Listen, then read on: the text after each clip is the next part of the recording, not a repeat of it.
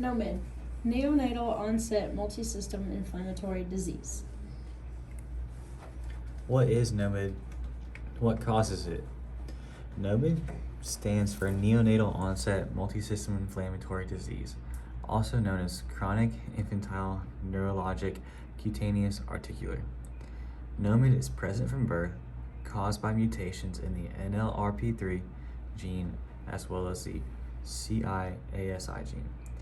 The NLRP3 gene codes for the protein cryoprin, which is found in the cells that make cartilage and white blood cells, which help regulate the immune system and inflammation. Mutation causes overactive cells which have inappropriate responses. This picture on the right shows the severity of NOMID symptoms compared to the mild symptoms of familial cold-induced autoinflammatory syndrome, also known as FCAS, and the intermediate symptoms of Muckle-Wells syndrome, or MWS.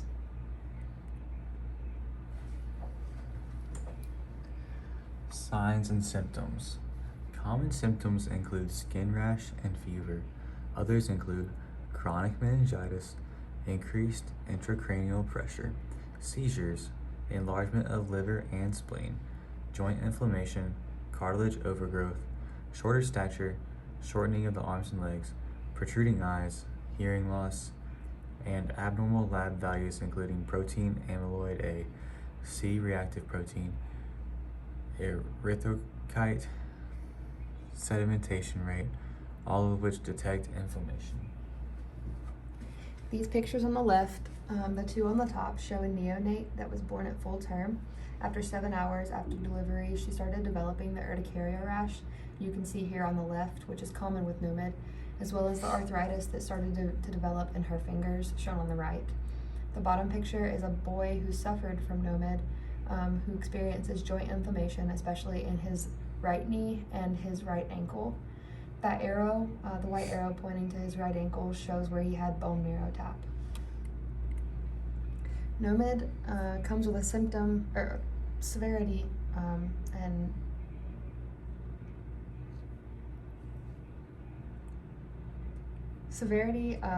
severe effects. Has a wide variety of deficits, including not being able to walk or bear weight on their legs, as well as mental or learning disabilities. Some people experience daily flare-ups, some of which require medical treatment. Shown on the right here is Martha. She has suffered from NOMID since she was a neonate up until now her 40s and 50s. She created her own website to make sure that people knew about NOMID and what she has experienced throughout her life. Thanks to treatment, she's been able to live a somewhat moderate lifestyle. Epidemiology and statistics. NOMID is most frequent during infancy, and if it is inherited from the parents, is through an autosomal dominant manner. For every 1 million people, there are 1 to 2 cases, and only 20% of children will die before adulthood. This disease could go undiagnosed because of the overlapping of symptoms with other diseases such as Muckle-Wells syndrome and familial cold autoinflammatory syndrome type 1. Mutation in the NLRP3 gene, which makes cryoprin, which is found in white blood cells and cartilage-forming cells, causes protein to be overreactive, which causes an inappropriate inflammatory response.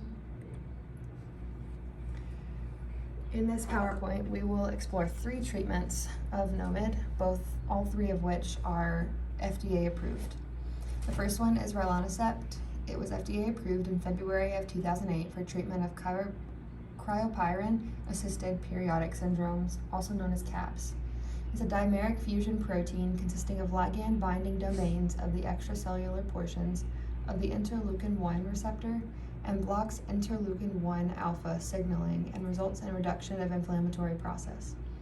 This graph here on the left shows the baseline symptoms of patients who participated in a study, and the black shows after 72 weeks of rilonacept treatment. The severity of their symptoms severely decreased after the treatment. The second treatment is anakinra, also known as Kineret. It was FDA approved in December of 2012 for treatment of NOMID. It's an interleukin-1 blocker, and it improves CNS inflammation and visual activity. It blocks the biologic activity of interleukin-1 alpha and beta, which are responsible for creating inflammation, fever, and sepsis.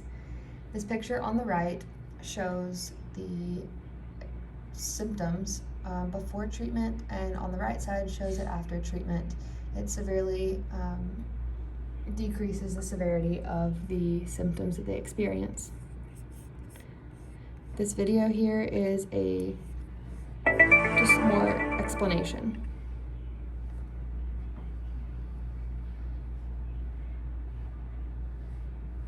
So the mechanism of action of anakinra is that it is an IL-1 blocker or an IL-1 antagonist, and it blocks both IL-1 alpha and IL-1 beta, which is very important to block both of those because it shuts down the inflammation even further. And when you have high levels of IL-1 floating through the system and you introduce Kineret, it blocks the action of the IL-1 at the receptor level. And because it does that, the inflammation in the body decreases, and then symptoms like fever, rash, painful joints subsides and is very often kept under control while patients are taking Kineret. The data supporting NOMID was submitted to health authorities and approvals were given. The study was done in a small number of patients because this is an ultra-rare disease. There were about 42 patient study that was submitted with data, and the data demonstrated that the symptoms and signs associated with NOMID were significantly reduced in those patients taking Kineret compared to placebo controls.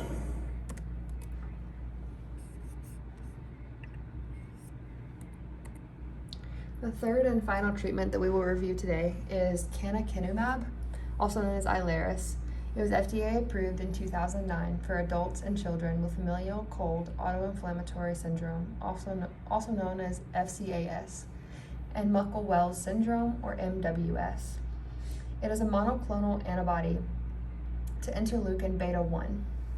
It's a human anti-interleukin-1 beta monoclonal antibody that binds to the human interleukin-1 beta and neutralizes its activity by blocking its interaction with interleukin-1 receptors. It does not bind interleukin-1 alpha or interleukin-1 receptor antagonist. Interleukin-1 cytokine signaling is important in the pathogenesis of autoinflammatory conditions. This graph on the right shows the decrease of symptoms with patients as far as the severe symptoms, the moderate symptoms, the mild symptoms, minimal, and if the symptoms became absent after 24 to 48 weeks of canakinumab treatment.